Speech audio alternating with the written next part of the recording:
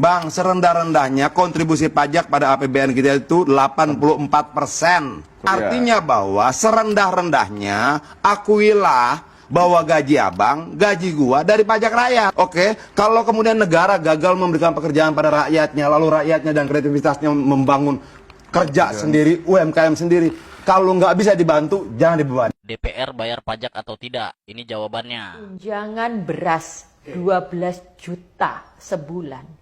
Itu kan menyakiti rasa keadilan, Bang. Ibaratnya rakyat yang gajinya sebulan di bawah UMR itu, mereka saja tidak beli beras saja tidak perlu ditunjang negara. Mereka beli beras sudah masuk dalam gaji mereka yang nggak seberapa itu. Sekarang seorang anggota DPR mendapat tunjangan beras 12 juta. Padahal gajinya udah gede. Udah gede dan tunjangan jabatannya juga sudah gede. Lalu ada komponen lain yang juga menyakiti hati sense of keadilan kita adalah tunjangan pajak. Nah, lagi-lagi kita bicara pajak di sini. Ketika rakyat pajaknya dinaikkan, ketika terus dicari kesempatan-kesempatan untuk memungut pajak, pajak seorang anggota DPR ternyata dibayar oleh negara.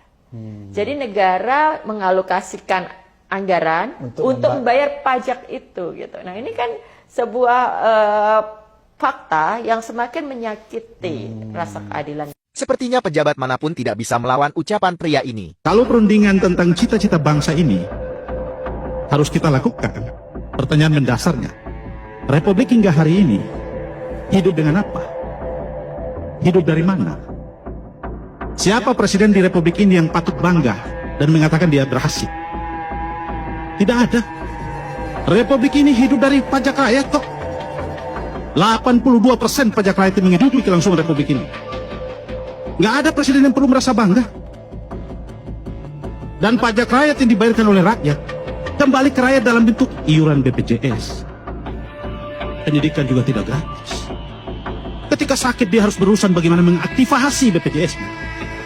Sementara di tengah itu kita diperlihatkan presiden membagi-bagi kekuasaan, melahirkan badan dan lembaga, memboroskan uang negara. Presiden melahirkan lumbung korupsi baru namanya MBG dan Koperasi Desa Merah Putih.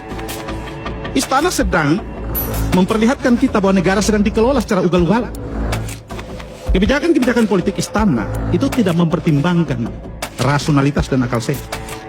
Jadi kalau kemudian hari ini ada orang berdiri yang mengatakan Presiden Prabowo berhasil, ya dia berhasil. Dia berhasil menyusun fondasi rusaknya Republik ini. Maka harus dihentikan. Solusi terbaik yang harus dilakukan, satu di antaranya presiden harus mundur.